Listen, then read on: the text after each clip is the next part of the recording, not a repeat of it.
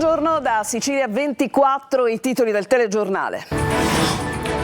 Un tripudio di bandiere tricolore dai balconi per ricevere il Presidente della Repubblica Mattarella, che inaugura l'anno una scuola attesa a Militello, Val di Catania.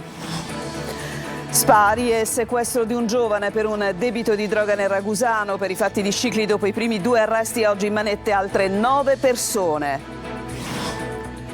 In attesa di intervento da 17 giorni, muore in ospedale a Palermo, esposto dei familiari, indaga la procura.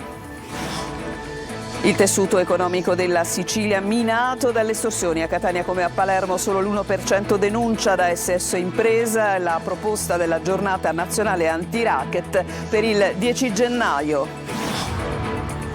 Domani in sciopero i lavoratori di Caronten Tourist Isole Minori, disagi nei collegamenti, la compagnia ha predisposto il piano dei servizi minimi da assicurare ai viaggiatori. Festa grande a Palermo, vinto il 3° premio della Lotteria Italia, 2 milioni di euro grazie al tagliando venduto in un bar del capoluogo. Calcio per il nuovo direttore sportivo Carlo Osti, presentato oggi il Palermo, è una grande opportunità. Intanto domenica al Barbera arriva il Modena. In Serie C il Catania pronto per il mercato di riparazione, almeno 10 le operazioni in uscita, rivoluzione di gennaio attesa a Messina.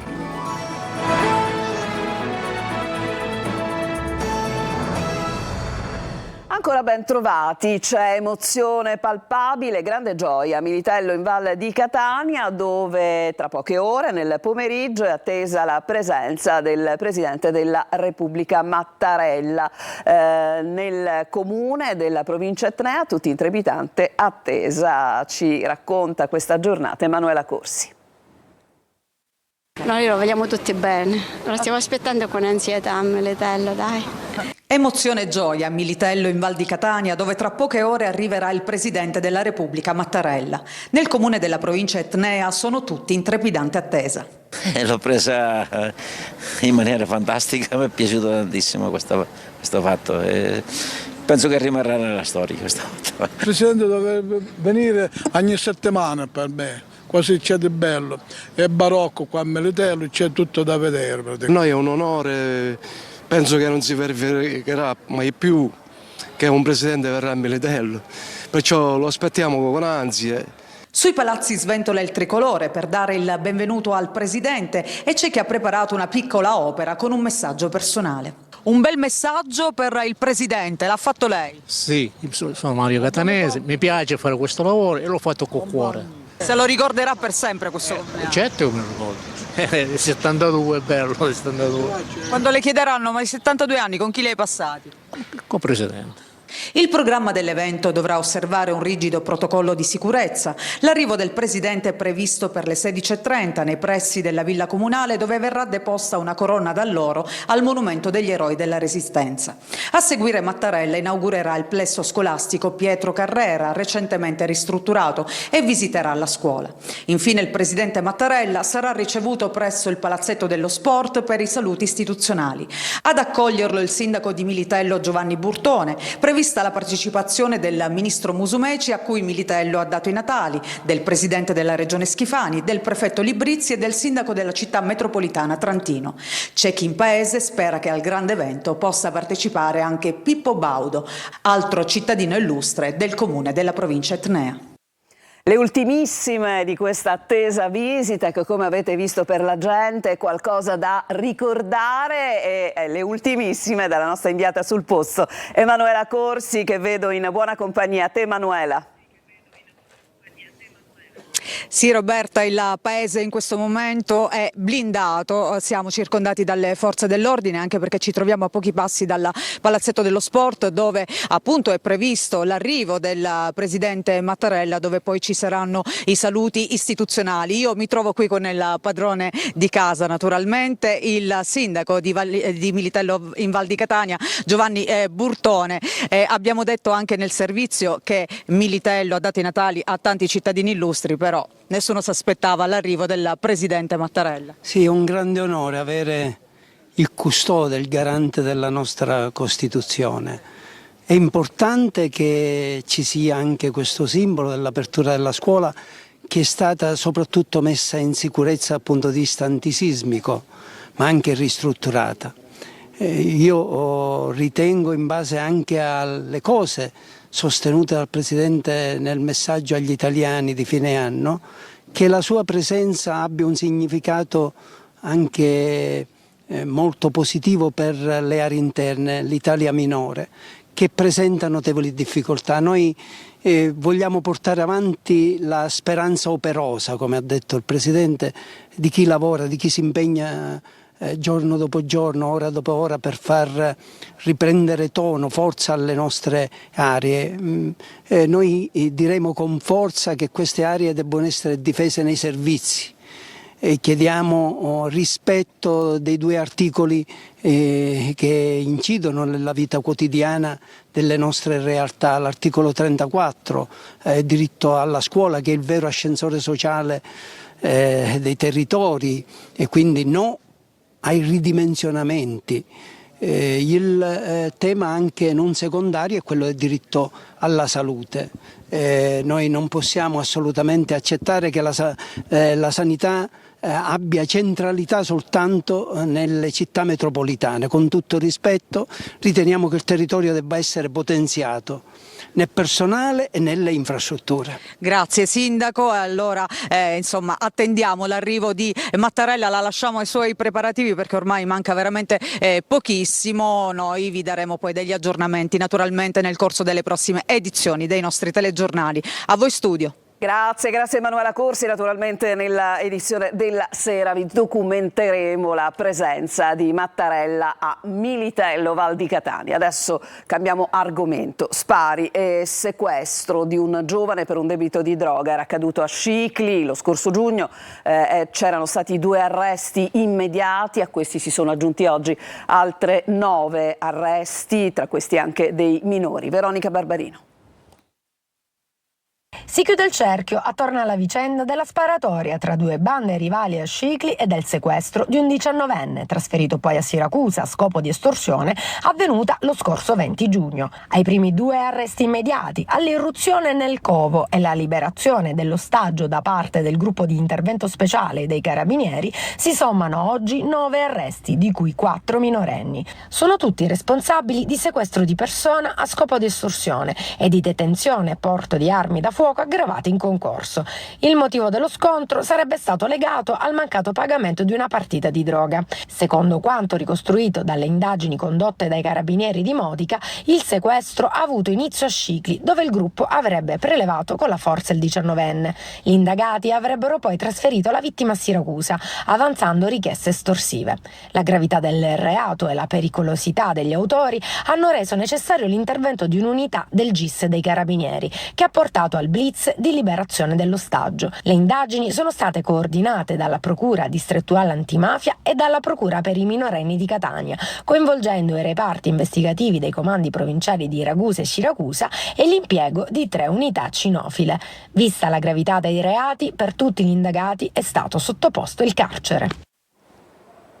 La Procura di Palermo indaga sulla morte di Giuseppe Barbaro, 76 anni, avvenuta ieri all'ospedale Villa Sofia dopo 17 giorni di ricovero in attesa di essere operato per una frattura. Nell'esposto presentato dai familiari si legge che i sanitari hanno omesso di valutare le condizioni cliniche del paziente ricoverato per una frattura scomposta alla spalla sinistra con evidenti sintomi per alti livelli di sodio nel sangue associati a disidratazione e di non avere diagnosticato durante la permanenza in ospedale una polmonite bilaterale. La figlia ha anche denunciato che il padre era stato legato con strumenti di plastica alle caviglie e al braccio destro e manifestava segni di disintossicazione e confusione mentale. Adesso si attende il provvedimento per l'autopsia e stabilire così le cause della morte. E adesso a Catania, dopo l'ultimo caso al Policlinico cittadino, medici e infermieri delle strutture pubbliche chiedono sicurezza contro le aggressioni in corsia. I numeri sono in aumento. Luca Ciliberti. Un'altra insensata violenza, episodi che si moltiplicano ai danni del personale sanitario in servizio nelle strutture pubbliche. Il caso dei 2 pediatri aggrediti in corsia al Policlinico di Catania riaprono il tema della sicurezza. Fenomeno inaccettabile e vergognoso che richiede misure immediate, sottolinea il sindacato CIMO in una nota. Da più parti si invoca un ruolo più incisivo delle guardie giurate a garanzia di un raccordo efficace con le forze dell'ordine. Nell'ultimo caso di Catania addirittura sembra che manchino persino le telecamere per individuare gli autori del gesto. I numeri sono impietosi. In totale, in tutto il paese, si sono verificate 4.100 aggressioni al personale sanitario, 11 al giorno. Il numero sale a 16.000 casi se si considerano anche le violenze verbali. I dati del Ministero della Salute sono riferiti al 2023, ma il bilancio dell'anno appena trascorso sembra aggravarsi. Il senso di impunità è totale, nonostante le nuove misure in vigore da qualche mese. Nei casi più gravi, il limite massimo di reclusione per chi aggredisce medici e infermieri arriva fino a 5 anni di carcere. Il reparto più pericoloso resta sempre il pronto soccorso, però spesso a inveire contro il personale sono i pazienti estenuati dalle lunghissime attese. Ecco perché i sindacati dei medici chiedono di rinforzare gli organici per aumentare i filtri nei reparti e smaltire le code. Si attende per la fine del mese di gennaio il via libera del TAR per la formula della procreazione assistita gratuita in tutta Italia. Nelle strutture private finora, lo ricordiamo, bisogna sborsare dai 5.000 euro in su. Desiree Ferlito. Attesa per il 28 gennaio la decisione del TAR sull'aggiornamento della lista di prestazioni sanitarie gratuite. Tra queste la fecondazione assistita, che diventerebbe quindi accessibile a tutti. Assicurare una prestazione sanitaria fondamentale ai cittadini che soffrono di infertilità e che fino ad ora hanno dovuto sostenere costi di tasca propria in centri privati con tariffe dai 5.000 euro in su rappresenterebbe un cambiamento epocale. La Regione è già sommersa dalle richieste e fronteggiarle con solo 3 strutture pubbliche attualmente operative in ambito di fecondazione assistita sarà un arduo compito. Sono 80.000 le coppie che l'affrontano in Italia, oltre 100.000 i cicli di trattamento, 16.718 i bambini nati grazie alla procreazione assistita.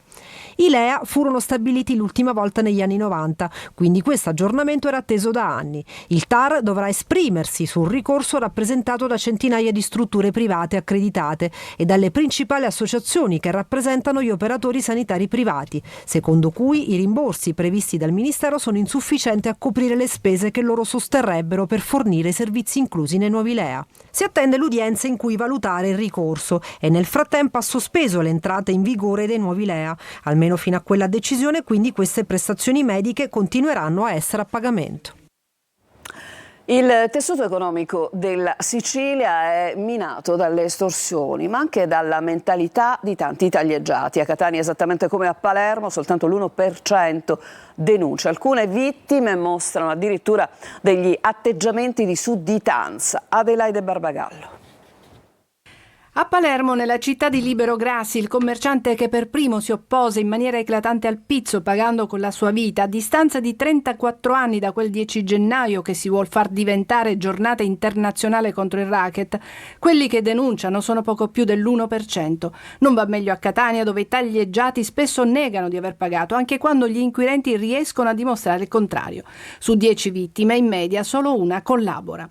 Ad Adrano, nell'inchiesta che ha azzerato il clan Scalisi, è emerso persino un atteggiamento di sudditanza delle vittime. Alcune nel periodo di Natale regalavano il panettone agli estorsori. Il presidente di Confcommercio Catania spiega così le poche denunce. Non ritengo che in questo momento ci sia una situazione di reale paura, c'è piuttosto una situazione di sfiducia, cioè si ha la sensazione che la giustizia, più ancora che le forze dell'ordine, in alcuni casi sia un po' lenta. Ecco, questo non favorisce la collaborazione. Rileggendo le carte delle recenti inchieste emerge una mentalità difficile da debellare. Nel quartiere Brancaccio un negoziante, riferendosi al pizzo pagato, diceva: «Ho fatto il mio dovere». Uno stigliolaro regala la porchetta definendo il mafioso una persona troppo educata. E così brillano come diamanti alcune denunce, come quella degli operai di un cantiere edile di Palermo che hanno denunciato l'estorsore del loro datore di lavoro. «Lo facciamo», dissero, «per dare un segnale alle nuove generazioni e anche per il nostro titolare. Deve pagare ciò che è giusto, i fornitori, gli operai, non di certo i mafiosi». E domani sciopero proclamato dal sindacato UGL Mare per i lavoratori di Caronte e Tourist Isole Minori. Ci saranno disagi nei collegamenti, ma la compagnia ha disposto un piano di servizi minimi da assicurare. Sentiamo. Si preannunciano disagi per i collegamenti con le isole minori nella giornata di domani. Il sindacato UGL Mare e Porti ha proclamato 24 ore di sciopero dei lavoratori Caronte e Tourist Isole Minori da domani mattina alle 8 sino a giovedì, contro la decisione aziendale di modificare l'organizzazione del lavoro che secondo il sindacato comprometterebbe l'occupazione, cambierebbe la vita dei lavoratori e ridurrebbe gli standard qualitativi e di sicurezza oggi raggiunti dall'azienda. Da tempo è attivo un tavolo di raffreddamento anche con gli altri sindacati sulla vertenza che sta interessando Caronte e Tourist Isole Minori ormai dallo scorso novembre, soprattutto dopo che la società ha deciso di congelare alcuni accordi recentemente sottoscritti. In previsione dello sciopero, la compagnia di navigazione ha predisposto lo schema dei servizi minimi da assicurare da e per le isole minori. Saranno in servizio 3 navi per le Olie, una nave per le Egadi, una nave per le Pelagie, una per Pantelleria ed una nave per Ustica. La finanziaria regionale dimentica, secondo Coldiretti, i fondi per l'agricoltura e per il SUNIA, il disagio abitativo di 30.000 famiglie siciliane. Dunque lo stesso governo però annuncia il reddito di povertà, un bonus, una tantum per chi è in difficoltà economica. Giusy Lazzara ne parlerà oggi nel nostro Sicilia 24 Focus, in onda dopo il telegiornale, dunque alle 14.30. In studio Agata Palazzolo, segretaria SUNIA Catania, Davide Grasso del CAF di Palermo e Francesco Ferreri, presidente di Coldiretti Sicilia. I vostri messaggi possono giungere con un messaggio di testo alla linea WhatsApp 342 74 55 005. Vi ricordiamo che la trasmissione, oltre che in diretta su Telecolor, va anche in streaming sulla siciliaweb.it. Noi ci fermiamo per una pausa e poi andiamo a Palermo a caccia del fortunato vincitore del biglietto da 2 milioni di euro della Lotteria Italia.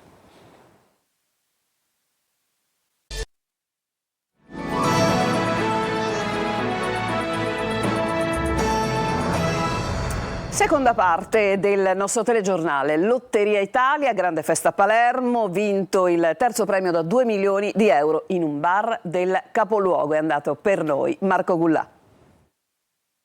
In questo bar, che nasce tra i quartieri Brancaccio e Sperone di Palermo, qualcuno da oggi può dire di poter cambiare vita. Sono stati infatti vinti 2 milioni di euro con il terzo premio della Lotteria Italia, una vincita storica. Palermo viene baciata dalla Dea Bendata e nel bar Pasticceria Porretto e ovviamente festa grande.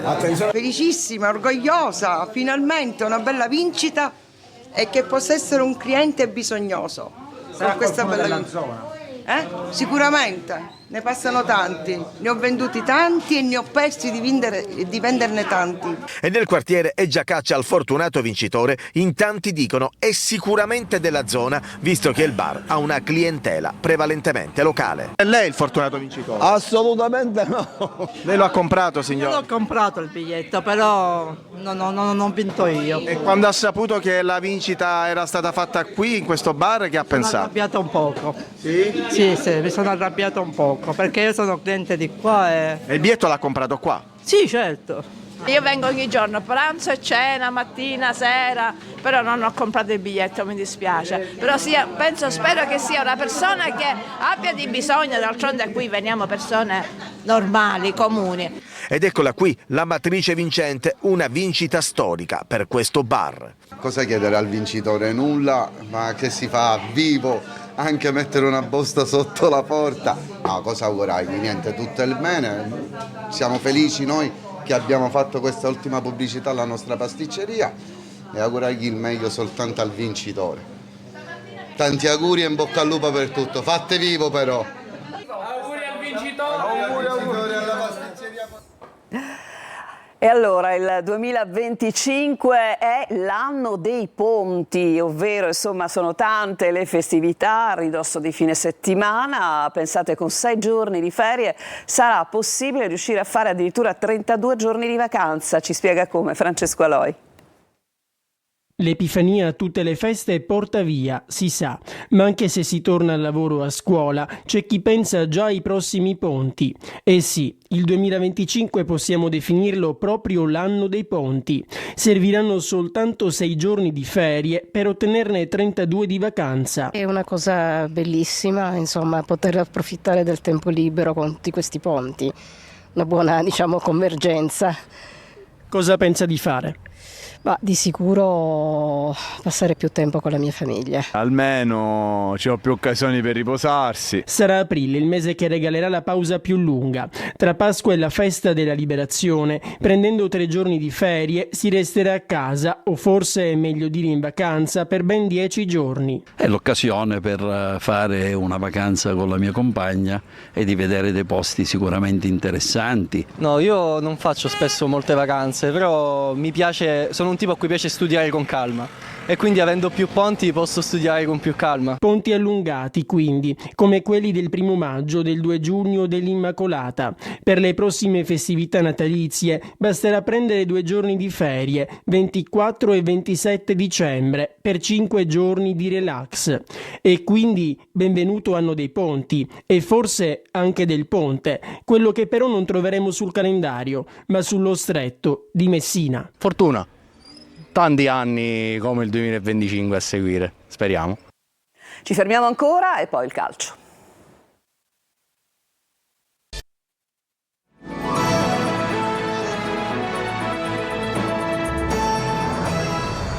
Siamo al calcio. Palermo presentato questa mattina il nuovo direttore sportivo Osti. Per me, ha detto, Palermo rappresenta una grande opportunità, il servizio. La direzione sportiva è andata in difficoltà, ecco perché abbiamo preferito cambiare. Parole dell'amministratore delegato del Palermo Giovanni Gardini, che questa mattina ha presentato al Barbera il neo direttore sportivo rosanero Carlo Osti, che succede a Morgan De Santis. Il club siciliano volta pagina e adesso spera nella mano di Osti per dare una nuova identità alla squadra. Entro in punta di piedi come nel mio carattere, ma consapevole che si possano raggiungere i risultati di cui ha parlato Giovanni e che sono i risultati che tutti vogliamo, perché sono sono obiettivi ambiziosi di una proprietà ambiziosa. Spero di poter cambiare le cose fin da oggi. Lo so che i risultati sono stati questi, secondo me potrebbero cambiare rapidamente, perché credo in questa squadra, cercherò di capire quello che è successo, ma sono convinto che la squadra possa cambiare, il senso del campionato fin da subito. Mercato, tutto gira intorno a Brunori. L'attaccante potrebbe restare almeno fino a fine stagione. Il Palermo infatti, se cederà il centravanti, lo farà solo a titolo definitivo e non in prestito, e in questo mercato appare complesso pensare ad una cessione. Rosanero alla ricerca di un portiere, sfuma Vasquez dell'Empoli. Intanto la squadra lavora per la partita di domenica al Barbera contro il Modena. In porta, visto l'infortunio rimediato da Deplanche, ci sarà Salvatore Sirigu. Calciomercato in pieno fermento, tante le operazioni che dovrà fare il Catania, in uscita soprattutto una rivoluzione preannunciata a Messina, ma sentiamo.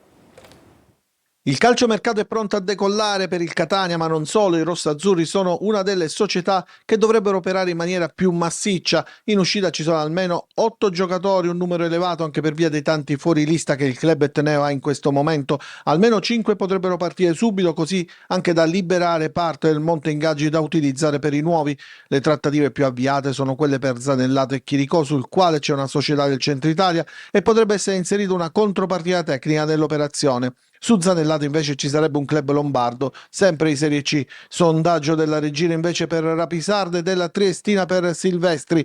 Potrebbero viaggiare in coppia, direzione Sud Tirol. Invece Luperini e Adamonis. Capitolo entrate, il nodo portiere è quello più urgente. Nonostante l'arrivo di Farroni, si lavora su 2 nomi. Il primo è quello di Andrea Dini, classe 96, ex Trapani e Crotone, ora il Catanzaro. Il secondo, di prospettiva, Gianluca Saro, classe 2000, di proprietà della Cremonese. Torna a sentirsi inoltre il nome di Marco Garetto, 23 anni, del Rimini, mezzala da 5 gol sinora in campionato, che già la scorsa estate era finito nel mirino del DS Faggiano. In attacco invece c'è una vecchia conoscenza del tecnico Mimmo Toscano, ovvero Steven Spendi, 21enne, di proprietà adesso dell'Empoli ma in prestito alla Carrarese, dove ha realizzato 2 reti. Potrebbe giocare da seconda punta in coppia con Inglese. Il mercato potrebbe rivoluzionare anche il Messina. Diversi giocatori hanno chiesto di andare via. Dopo Manetto al Picerno, in uscita anche Rizzo. Petrungaro potrebbe finire al Potenza, Lia al Cerignola, Ortisi all'Altamura, Anatriello al Trapani. Movimenti che saranno ufficializzati dopo la firma del direttore sportivo Domenico Roma. È tutto, il telegiornale finisce qui. Prossimo appuntamento con l'informazione su Telecolor alle 19. Vi lascio con Gisilla Zara, il nostro Sicilia 24 Focus.